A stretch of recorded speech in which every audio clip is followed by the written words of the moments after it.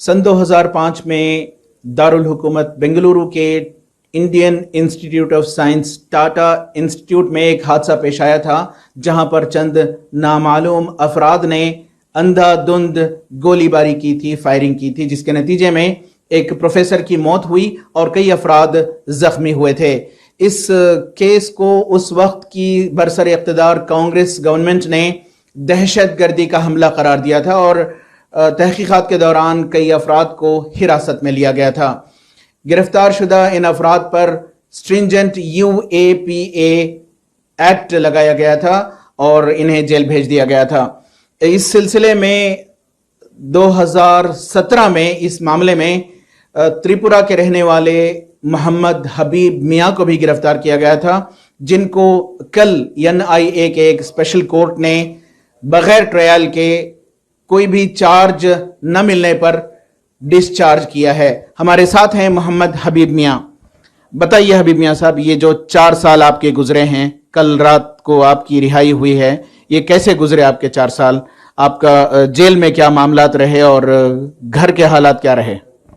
देखिए, ये 4 साल तो मैं एकदम बोल के वेस्ट गुजारा हूँ। 4 साल में पूरा जो मेरा टाइम बर्बाद हुआ है, मैं बोल नहीं सकता उसका कितना हालत गया है मेरे ऊपर। इस केस के साथ में मेरा कुछ भी ताल्लुक नहीं है, मैं इसके बारे में कुछ भी मालूम नहीं। बेंगलोर में आया ही नहीं मैं कभी, मेरा वर्क में मैं बिजी रहता। तो टायल बोलता है चल रहा मेरा अभी ये केस चलते चलते बोलते 4 साल मेरा ख़त्म कर दिया इधर। मैं कुछ किया ही नहीं, तो इतना लंबा मेरे को टाइम इधर बर्बाद किया। 4 साल मेरे को ये टाइम बर्बाद करके मेरे को अभी लोग रिलीज किया। मेरा इसमें कुछ ताल्लुक नहीं, कुछ भी मालूम नहीं। इस केस के बारे में कौन है क्या है कुछ भी मालूम नहीं है। आप कितना पढ़े लिखे हैं, क्या काम करते हैं आप, और आपके घर के हालात क्या हैं? मैं अभी 9th तक पढ़ा हूँ, तो मेरा घर का हालत भी बहुत ही नाजुक हो गया। मैं जब जेल में आ गया बहुत नाजुक हो गया, क्या कि मालूम भी नहीं मैं कुछ किया नहीं हूँ। मेरा फादर का डेथ हो गया, मेरा फादर मालूम भी नहीं मैं क्या, मेरे को लेके आया, फिर फादर सुनने के बाद में डेथ हो गया कि झूठा इल्ज़ाम लगा दिया मेरे ऊपर। मैं 4 साल इधर में पूरा टाइम बर्बाद किया। तो ये 4 साल में जो है आपके जेल में कैसे हालात रहे?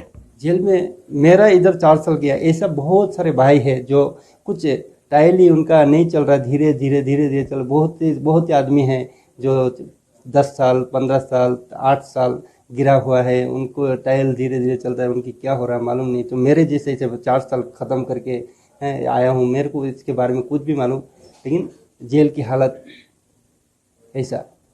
तो अब आप जो है अपने घर वापस जा रहे हैं, तो ये जो 4 साल का वक्त गुजरा है, इसमें जो कानूनी कार्रवाई रही, एडवोकेट को रखना और ये ट्रायल की कोशिशें करना, ये कैसा रहा?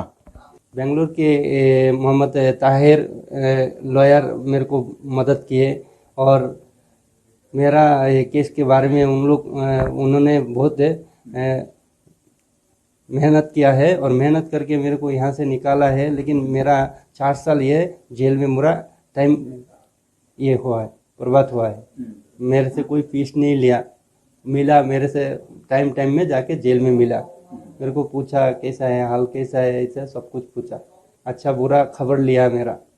अभी घर जाने का टिकट भी मेरा लॉयर ही बना के दे रहा है मेरे को, ये एडवोकेट ताहिर भाई। तो अभी जो है आप रिहा हो चुके हैं और डिस्चार्ज कर दिया गया है आपको कोर्ट ने, और आप पर अभी कोई इल्जामात नहीं है। अब आप घर जा रहे हैं, तो कैसे महसूस कर रहे हैं?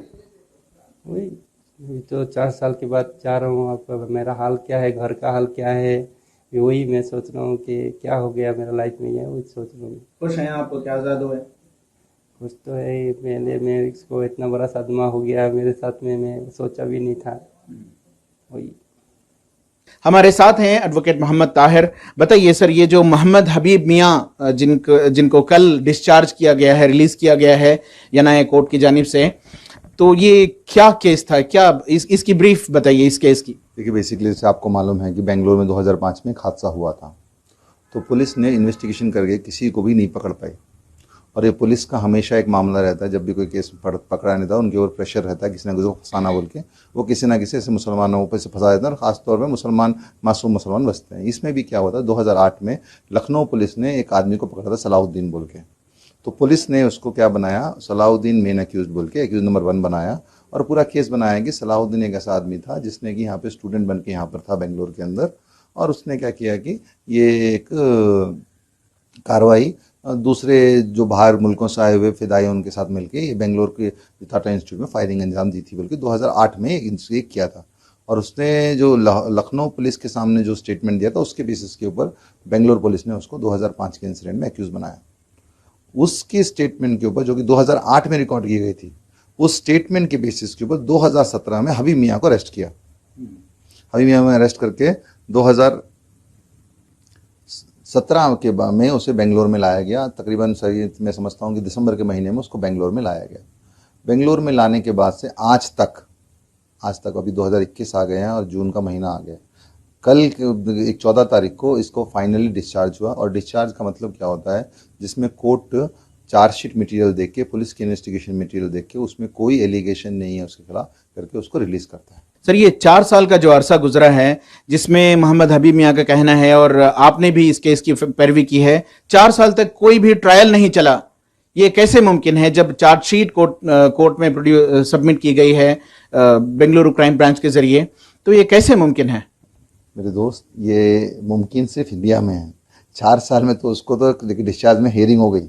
और आपको शायद मालूम नहीं होगा, 2013 में जो वेलीकॉल पुलिस स्टेशन का जो केस था जिसमें बीजेपी ऑफिस के सामने एक हादसा हुआ था, उसके केस में आज 8 साल हो गए हैं, ऑलमोस्ट 8 साल। 8 साल में उनको चार्ज हुआ नहीं है केस। ये तो तुम्हें सिर्फ 4 साल का इंसिडेंट दिख रहा है, उसमें बेचारे 27 लोग तमिलनाडु वाले ऐसे ही पड़े हुए हैं।